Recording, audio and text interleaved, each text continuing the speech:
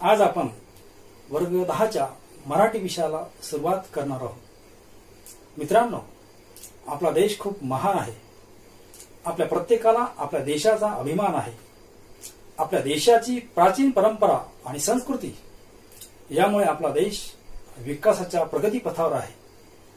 आपल्याला स्फूर्ती मिळावी अशा प्रकारचे एक गीत मंगेश पाडगावकर यांनी लिहिलं आहे। हवंय तर आपण त्याला स्फूर्ती गीत सुद्धा म्हणू शकतो। या स्फूर्ती गीताचं नाव आहे जय जय हे भारत देशा। कवी मंगेश पाडगावकर यांचा जन्म 10 मार्च 1929 तर मृत्यू 15 डिसेंबर 2015। मंगेश पाडगावकर म्हणजे एक असामान्य व्यक्तिमत्व।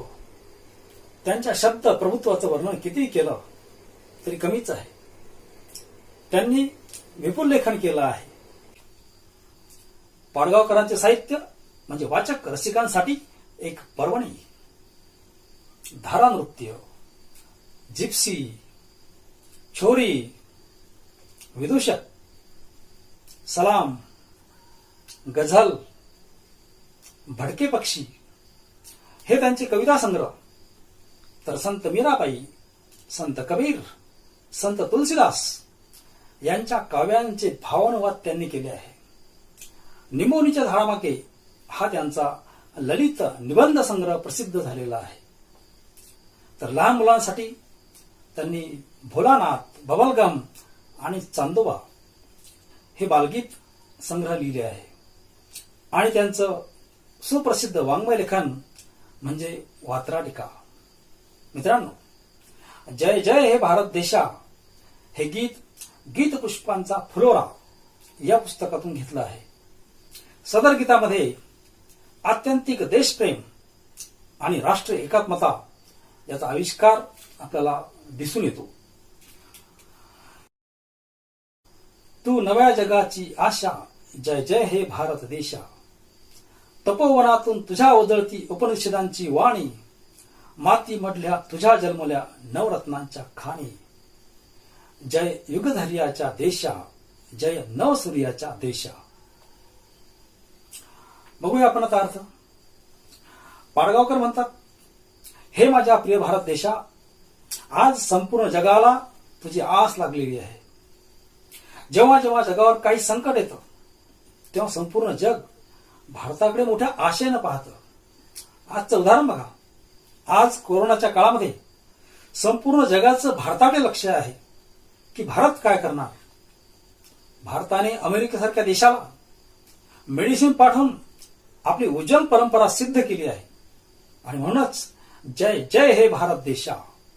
हे माझ्या प्रिय देशा, तुझा नेहमी जय जयकार असो।